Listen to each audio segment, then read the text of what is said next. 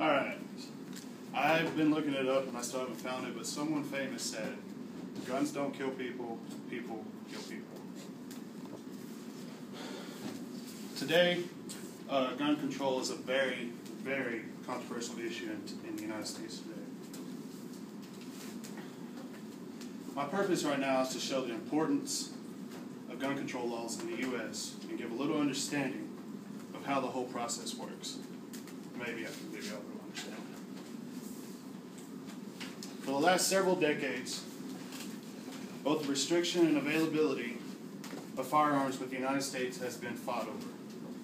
People have been saying it is due to our individual rights that we should have firearms. And due to the Second Amendment, the right to bear arms based on the Second Amendment of the United States, the Constitution and the responsibility of government to prevent crime, maintain order, and protect the well-being of its citizens. Basically, that's the Second Amendment.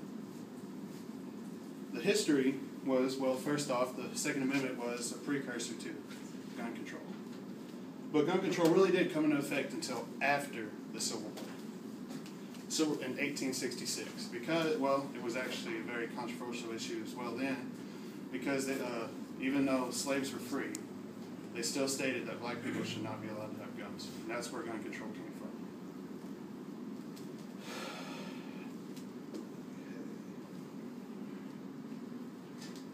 And today,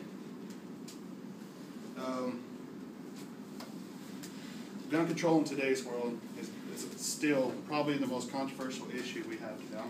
I keep saying controversial because it keeps being fought over. People state that guns should be just getting rid of, or the taxes should be higher, because people say less guns means less crime. But I have some stats to prove that maybe less guns maybe lead to more crime. People won't be able to defend themselves, you know. So, criminologist Gary Kleck found that crime victims with guns are less likely to become injured or lose property than those without a gun. Basically, he's saying, if you have a gun, you can defend yourself if someone else had a gun.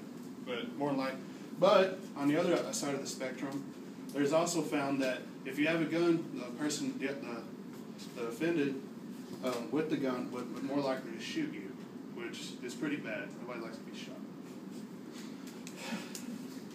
And also, economist John Litt, in his book, More Guns Equals Less Crime, states that laws which make it easier for law-abiding citizens to get a permit to carry a gun in public places causes reductions in crime. Saying you can be out in the middle of town and everybody could be carrying a gun because it's legal now. And that's less likely to think somebody would try and, steal a bag from a old lady walking down the street or something otherwise. Okay. The future of gun control is just pointing upwards. By show of hands, how many people know that the parents own a gun or anything like that? More than half of y'all, at least. Trends are pointing up. About 47% of American households have guns in them. To me, it feels the number will just continue to grow as more people begin to worry about crime. Here's an interesting fact. Among the 15 states with the highest homicide rates in